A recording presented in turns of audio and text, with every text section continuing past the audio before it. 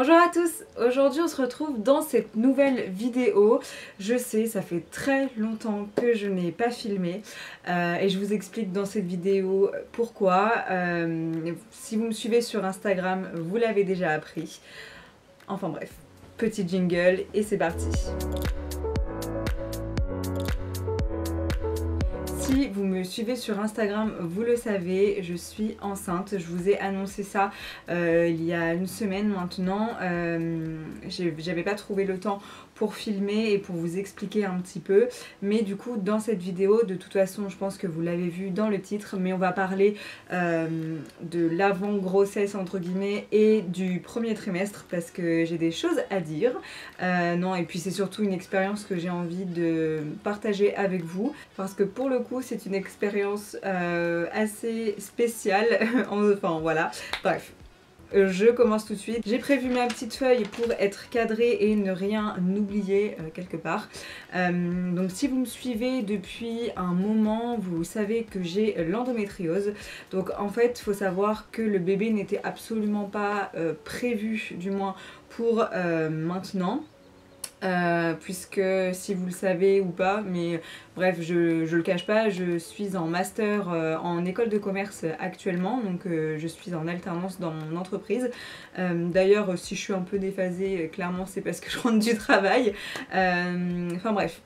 Vraiment c'était pas du tout prévu, j'avais jamais prévu de tomber enceinte en étant en études, mais bon, des fois il y a des projets perso qui deviennent plus importants que le pro et c'est clairement ce qui s'est passé. Donc comme vous le savez, en décembre dernier, novembre-décembre dernier, donc en 2020, j'ai appris que j'avais l'endométriose. Donc c'est vrai que ça a été un petit choc quand même pour moi, même si à l'heure d'aujourd'hui voilà, enfin du moins avant de tomber enceinte, je l'avais bien intégré et j'avais une pilule en continu pour justement éviter de souffrir de cette maladie.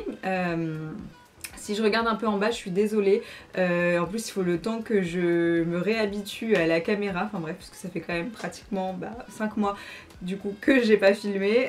D'ailleurs, je m'en excuse et merci à tous ceux qui se sont abonnés entre temps et qui continuent à regarder mes vidéos. Ça me touche vraiment beaucoup et surtout à ceux qui sont restés. Bref, je m'égare complètement. Je continue.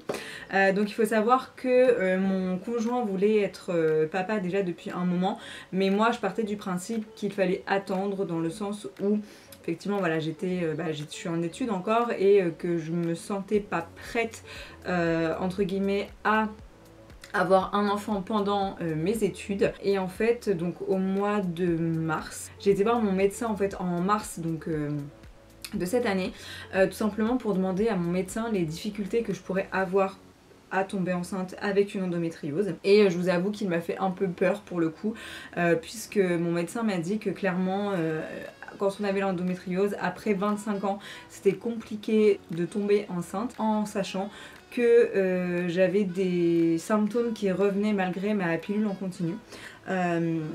Donc elle m'a dit, vous avez 23 ans, donc oui je serai une jeune maman, mais elle m'a dit vous avez 23 ans et moi ce que je peux vous conseiller c'est de commencer tout de suite parce qu'on ne sait pas si vous allez réussir à tomber enceinte maintenant ou pas d'ailleurs, on n'a pas de recul vis-à-vis de ça et donc voilà, moi je vous conseille de commencer maintenant. Par contre si vous décidez de commencer maintenant, je vous donne 6 mois et après 6 mois on voit ce qu'on fait, donc si jamais voilà, opération, pas opération, bref, en gros c'est ce qu'elle m'a dit. Donc comme vous vous en doutez bien, ça a été une annonce assez, comment dire, qui fait réfléchir clairement. Je me suis posée et je me suis dit bon, qu'est-ce que tu veux à l'heure d'aujourd'hui Mélina? Est-ce que créer une famille c'est vraiment important pour toi ou est-ce que tu peux attendre en sachant que après mes études j'aurai 24-25 ans, donc en gros voilà, enfin c'était quand même assez. Enfin voilà, le temps était compté entre guillemets, je dis bien, du moins par rapport à ce qu'elle m'avait dit. Donc voilà, donc c'était une grande discussion qu'on a eue avec mon conjoint. On s'est posé, on a bien discuté. Je me suis posée aussi moi-même pour savoir si j'étais clairement capable de faire avec la grossesse et le bébé qui arrivait malgré les études et le travail et YouTube aussi pour le coup d'où le fait que j'ai pas pu gérer tout ça, d'où mon absence. Mais ça je vais vous expliquer juste après. Donc voilà, donc en mars j'ai décidé d'arrêter ma pilule, donc c'était parti, l'aventure commençait. Donc bon, après je vais pas vous expliquer comment faire un bébé, je pense que tout le monde le sait. La seule chose que je veux vous dire par rapport à mon endométriose justement, c'est que la première fois que j'ai eu mes règles, justement pour essayer de tomber enceinte, ça a été un moment horrible.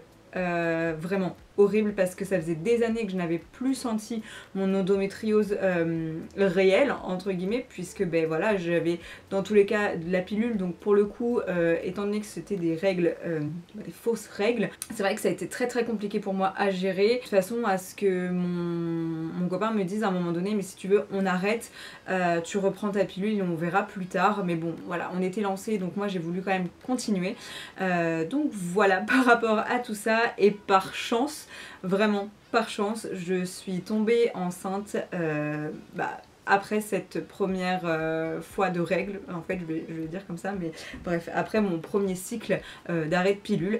Donc vraiment voilà, j'ai été très très très chanceuse pour le coup, et voilà, après moi je pense que comme dans ma tête c'était prévu, bon c'était pas prévu pour tout de suite et que je me suis dit je vais avoir du mal etc, et que j'étais préparée à avoir du mal, au final c'est tombé tout seul. Donc bon, écoutez, je pense que c'est une chance, très clairement.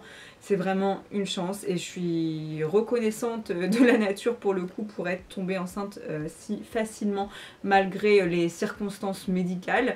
Et c'est pareil, tout se passe très bien pour le moment, donc je croise les doigts pour que ça continue comme ça. Donc je vais vous expliquer comment est-ce que j'ai su que j'étais enceinte, parce que c'est pareil, je pense que l'annonce de notre grossesse, enfin du moins quand on apprend qu'on est enceinte, on se retrouve un peu voilà, face à nous-mêmes et à cette grande venue, et je pense que c'est vrai que c'est un petit peu compliqué de réaliser clairement, des fois même à l'heure d'aujourd'hui je ne réalise toujours pas. Mais en fait donc je n'ai pas eu mes règles, j'ai attendu une semaine complète avant de faire un test de grossesse, par précaution et tout simplement pour être sûre que je n'ai vraiment pas mes règles. Donc vraiment au bout de cette semaine d'absence de règles, j'ai fait un test de grossesse.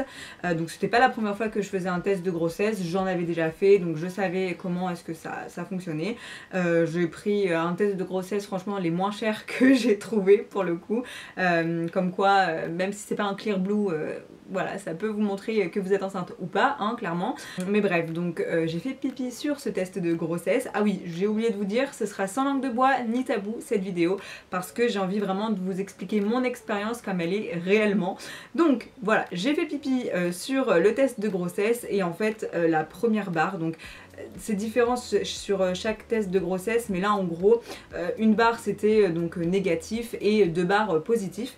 Donc la première barre elle est arrivée tout de suite, c'est la première fois que ça me faisait ça, donc je me suis dit bon bah écoute, c'est que vraiment tu n'es pas du tout enceinte, et la deuxième n'apparaissait pas. Donc je me suis dit bon, étant donné que sur la notice c'est marqué d'attendre 5 minutes, pose ton test et va faire autre chose. Donc voilà, j'ai fait mon ménage, j'ai fait tout ça, et en fait au final quand je suis revenue des choses que j'avais à faire chez moi, tout simplement, j'ai vu ce test de grossesse où il y avait les 2 barres, et c'est vrai que la réaction que j'ai eue c'était vraiment de me regarder dans un miroir et de pleurer, parce que en fait voilà, je m'attendais du coup à ce qu'il reste négatif, et en fait pas du tout, il a été positif, et c'est vrai que je réalisais pas du tout, mais alors pas du tout, que j'étais déjà enceinte en fait, hein, même si je le sentais quelque part puisque j'avais déjà quelques symptômes, je mets bien des guillemets parce que c'était pas vraiment les symptômes de grossesse à proprement parler, même si ça en était... Oh non! Même si ça en était quand même, mais à ce moment-là je savais pas que c'était des symptômes de grossesse surtout. Donc voilà, donc j'ai appris que j'étais enceinte et j'ai été invitée chez ma belle-sœur à manger juste après. Donc j'ai vite pensé à autre chose et je suis allée là-bas et c'est vrai que ça a été très compliqué de le cacher à ma belle-sœur parce que c'est une personne dont je suis très proche.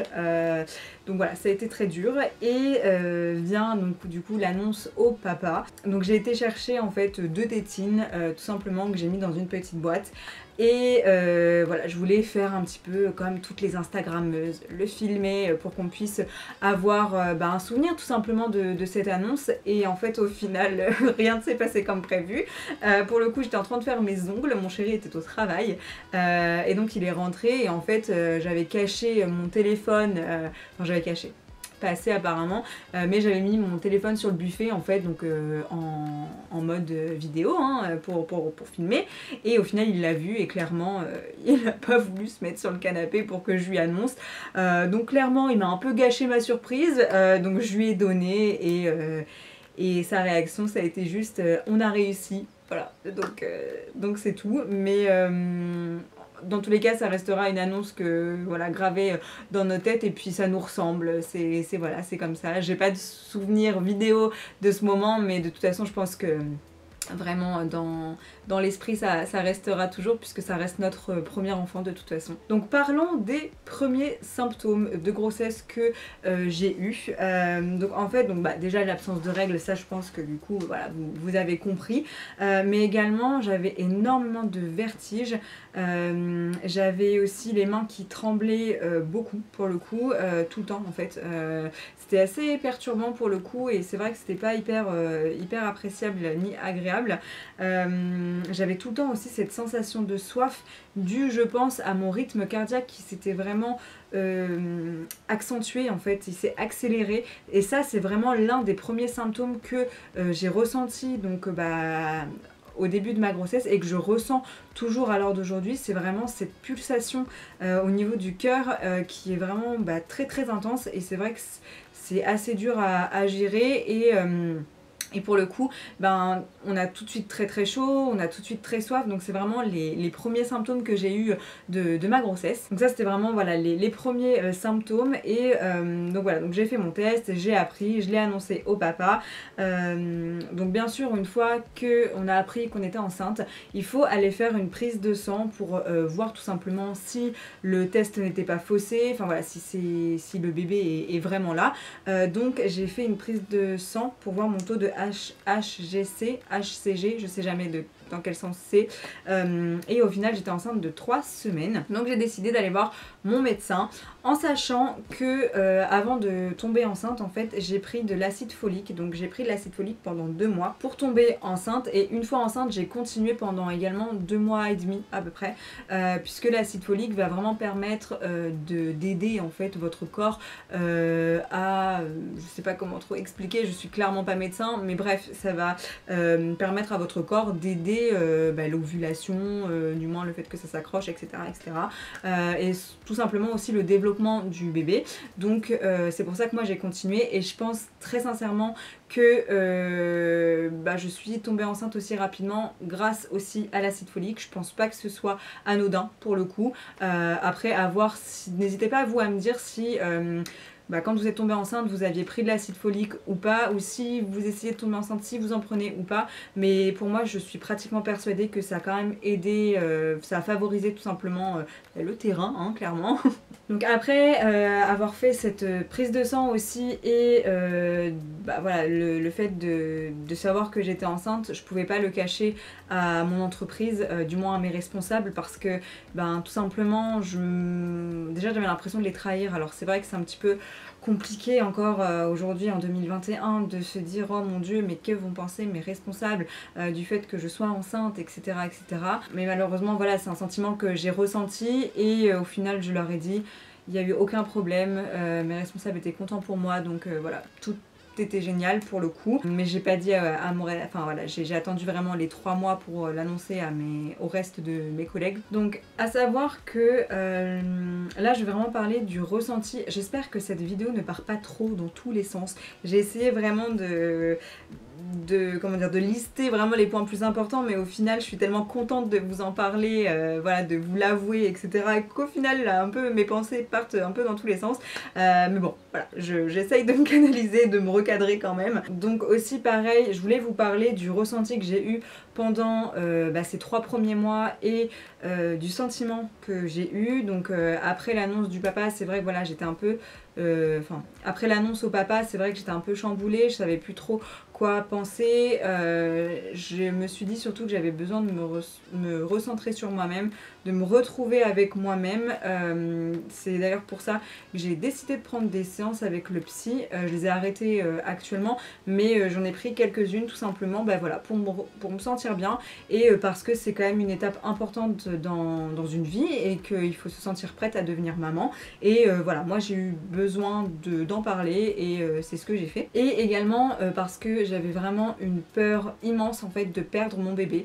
On lit vraiment de tout et du n'importe quoi sur internet et c'est vrai que pour le coup j'ai vraiment paniqué par rapport à ça, que ce soit par rapport aux œufs clairs, que ce soit par rapport au taux de HCG, bref, au taux d'hormones qui est mauvais ou bref qui ne se développe pas. Enfin voilà, c'est vrai que j'ai eu vraiment une sensation de peur par rapport à tout ça et du coup j'étais pas très bien, j'étais pas vraiment dans un bon mood entre guillemets en sachant que j'ai été malade. Donc ça je vais vous parler de mes symptômes juste après, mais bon, nausées, vomissements, tout le petit quanti, hein. C'est vrai que voilà, le sentiment était assez spécial pendant ces 3 premiers mois. Je savais pas vraiment où me placer dans ma tête, clairement, surtout que ça s'est fait vite. Donc je pense que j'étais peut-être pas prête psychologiquement, même si j'avais arrêté la pilule, même si on en avait discuté avec mon conjoint et tout ça. Je pense que voilà, bref, c'était très confus dans ma tête, ce qui fait que j'ai décidé de le dire assez rapidement en fait à ma famille. Je l'ai dit avant les 3 mois, donc après c'est un choix. Je sais qu'il y a beaucoup de personnes par peur de perdre le bébé ne le disent pas à leur famille ou à leurs proches parce que voilà, ils n'ont pas envie à chaque fois qu'on leur rappelle qu'ils ont perdu le bébé ou autre, mais moi en fait c'était plutôt l'inverse. Je me suis dit si je le perds, au moins j'aurai des personnes sur qui compter en fait pour me soutenir dans cette situation. Ce qui fait qu'en fait je l'ai dit très rapidement à ma maman en fait une fois que je savais que j'étais enceinte et que tout était ok avec les résultats de la prise de sang, le médecin, etc. Je l'ai annoncé à ma maman. Mon conjoint a voulu l'annoncer du coup à ses parents. Je suis très proche encore une fois de ma belle-sœur, donc comme voilà, je pouvais plus lui cacher, c'était juste plus possible. Donc on l'a annoncé également aux frères et sœurs de mon conjoint parce qu'il a beaucoup de frères et sœurs et si on le dit à une personne, il faut le dire à tous et voilà, donc après s'en est suivi mon père, mes grands-parents, les grands-parents de mon conjoint, en sachant qu'en plus on avait nos belles-sœurs, la sœur de mon conjoint et donc du coup sa femme qui se mariait au mois de mai, donc je ne suis pas immunisée contre la toxoplasmose, voilà, ce qui fait que je ne peux pas tout manger et c'était barbecue. Donc barbecue, il fallait cuire ma viande vraiment très fort, il y avait du fromage au lait cru de partout, donc clairement ils l'auraient remarqué, donc on a préféré leur annoncer et leur dire. Donc voilà, tout ça avant la fin des 3 premiers mois, bien avant la fin des 3 premiers mois, puisqu'on était peut-être au 1 mois et demi de la grossesse. C'était un parti pris à prendre, on l'a fait. Alors d'aujourd'hui je ne regrette pas parce que je n'ai pas perdu le bébé, du moins pour l'instant. Je touche du bois, j'espère vraiment que tout va bien se passer, mais bon voilà, le risque zéro n'existe pas malheureusement. Mais voilà, je sais que également pour me rassurer, ce que j'ai fait, c'est une écho de datation. Donc vous n'êtes pas obligé de faire cette échographie de datation, mais moi du coup je l'ai fait à 8 semaines aménorrhées et je dois vous dire franchement que ça m'a rassurée vraiment beaucoup de voir le petit escargot, petite crevette qui était à l'intérieur de mon corps et pour le coup ça m'a permis de réaliser un petit peu plus que j'étais enceinte, même si c'est vrai que de se dire en fait qu'on crée la vie et que c'est notre corps qui arrive à faire ça, enfin voilà, moi je trouve que le corps de la femme est juste voilà, magique pour ça. On est vraiment des super woman et des super héros, je trouve. Enfin, voilà, je pensais pas que j'allais le ressentir comme ça, mais c'est vrai que voilà, je trouve juste le corps de la femme génial pour ça, du moins. Et voilà, ça c'était vraiment ma réaction, c'était vraiment waouh, moi je suis capable de faire ça. Et du coup, ça a été voilà, que du plaisir de pouvoir vivre cette grossesse à partir de ce moment-là.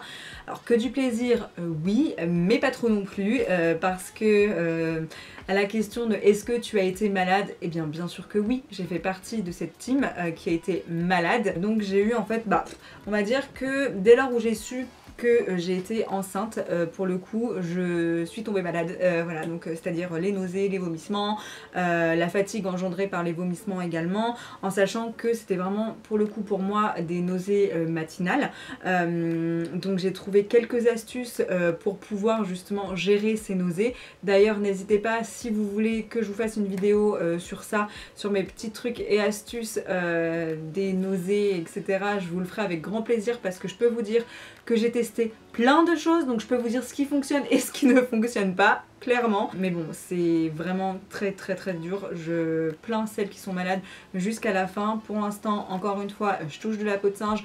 Je ne suis plus malade actuellement et voilà, je souffle un peu clairement. Je commence à profiter de ma grossesse, mais enfin je profite bien. Là, ça va faire 2 mois que, pratiquement 1 mois, allez, on va dire 1 mois et demi, 2 mois que je profite vraiment de la grossesse, mais ça on en parlera dans la prochaine vidéo, second trimestre je pense. Mais voilà, c'est vrai que le fait d'être malade, c'est vraiment pas facile, vraiment pas. Surtout que le matin, c'est même pas des vrais vomissements que vous avez, c'est de la bile. Donc vous ingérez quelque chose et vous le vomissez directement. Ça m'a engendré énormément de fatigue.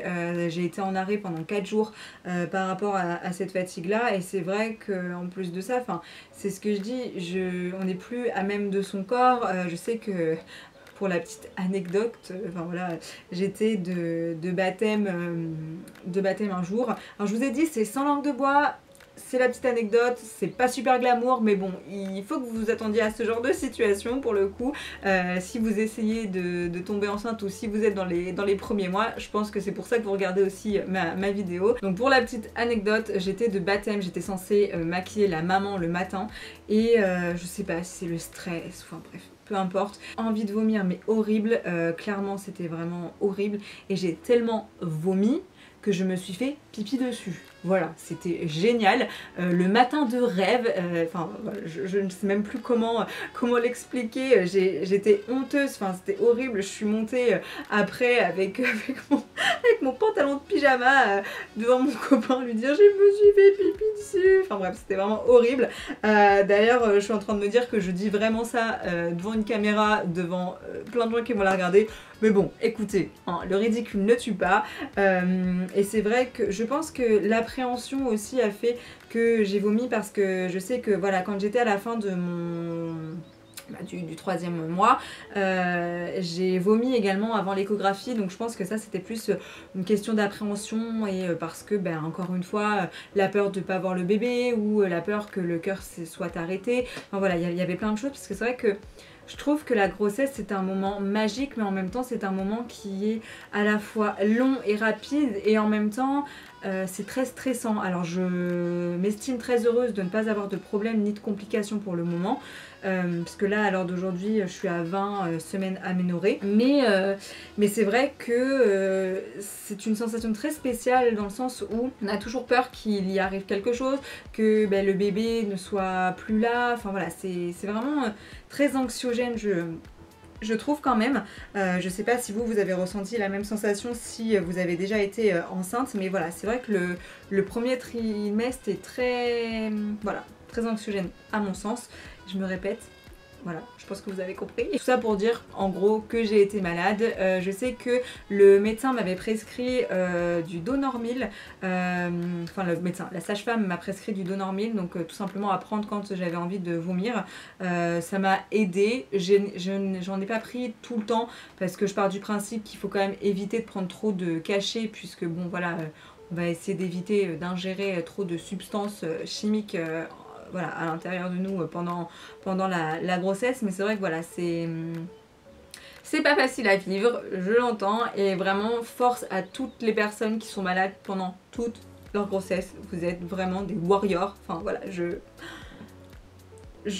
vous salue, voilà, clairement. Mais je n'ai pas eu que ça, j'ai également le dérèglement du système digestif qui n'est absolument pas agréable. En gros, j'ai eu la chichi, quoi. J'ai eu la diarrhée, puis après j'ai été constipée, puis j'ai eu la diarrhée, puis j'ai été constipée. C'est un problème que j'ai encore à l'heure actuelle. C'est pas évident, hein, mais là pour le coup on peut rien faire, à part si il me semble qu'on peut faire de la réflexologie plantaire ou des choses comme ça.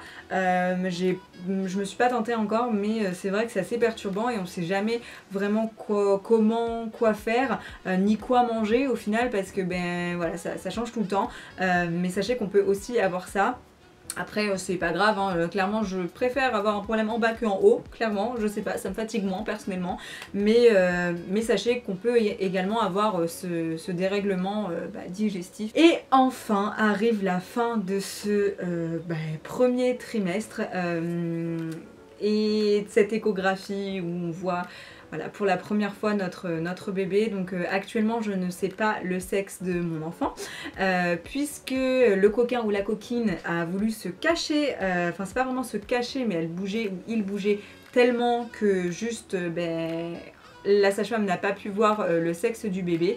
De toute façon c'est pas très grave, donc là logiquement j'ai une échographie dans 2 semaines, donc je vais le savoir dans 2 semaines. Pourquoi je mets des guillemets? Tout simplement parce qu'en fait on veut faire une espèce de gender reveal slash baby shower où on va révéler le sexe du bébé devant toute notre famille et où on va le découvrir également. Donc le but de l'échographie qu'on va avoir, ça va être voilà, de mettre le sexe dans une petite enveloppe pour le donner à ma belle-sœur, tout simplement pour qu'elle voilà, qu'elle nous fasse la surprise, clairement. Donc voilà, mais bon, bref, tout ça pour dire que il y a certaines sages-femmes pendant la première échographie de la T1, donc trimestre 1, qui peuvent voir le sexe du bébé, et dans ces cas-là, elle vous le dit. Par contre, s'ils sont pas sûrs, ils préfèrent vraiment rien dire du tout, ce qui est compréhensif pour le coup, parce qu'on sait jamais voilà, si on se trompe. Je croise les doigts pour qu'il montre son sexe pour le coup à la prochaine écho.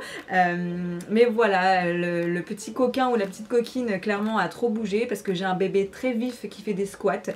Donc à savoir que pendant cette échographie je n'ai pas pleuré. Alors aucune échographie pour le moment je n'ai pleuré, mais franchement j'étais juste mort de rire de voir un bébé si vif qui faisait des squats. Enfin voilà, il s'étirait tout son long, enfin on a pu tout voir. On a bien vu la vessie, on a bien vu l'intestin, on a vu ses jambes, on a pu voir ses orteils, ses doigts, ses mains, enfin voilà, on a vraiment tout vu sauf le sexe, mais clairement c'était rassurant de voir son petit bébé voilà, bouger comme ça et voir qu'il était plein de vie, sans problème à proprement parler. Et c'est vrai que c'est très rassurant, et je pense que ça m'a permis de rentrer dans mon second trimestre beaucoup plus facilement, en sachant que je suis partie en vacances aussi cet été, et donc le mois d'août déjà est passé à une allure folle, donc il y a eu un mois de manger comme ça, et voilà, c'est vrai que c'est juste un moment génial, et je vous souhaite de vivre tout ça si c'est votre souhait, parce que c'est inexplicable comme sensation au final, même si j'essaye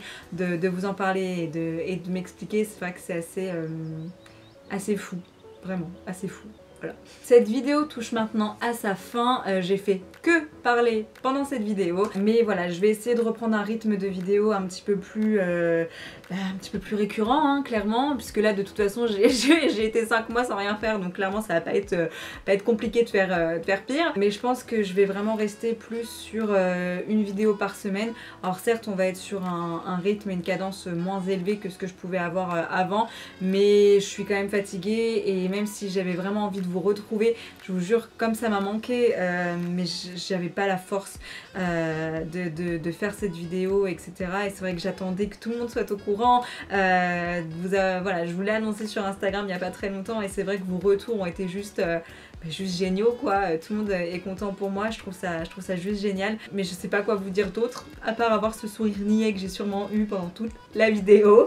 Ce qui est sûr, c'est que moi je vous dis à la prochaine dans une prochaine vidéo, à voir. Je ne vais pas parler, je vous rassure, que de grossesse pendant les mois qui vont rester. Je vais quand même en parler beaucoup parce que clairement ça fait partie de mon quotidien, donc si je veux vous partager mon quotidien, il faut que je vous partage aussi ma grossesse. Mais là j'ai fait quelques petits achats bébés, enfin j'ai fait plein de choses et ça me tarde trop de vous montrer ce que j'ai pris, mais ne vous inquiétez pas, on ne parlera pas que de ça, c'est promis, parce que je pense que voilà, ça n'intéresse pas forcément tout le monde, la grossesse. Ce qui est sûr, c'est que moi je vous dis à la prochaine et ciao! Bye!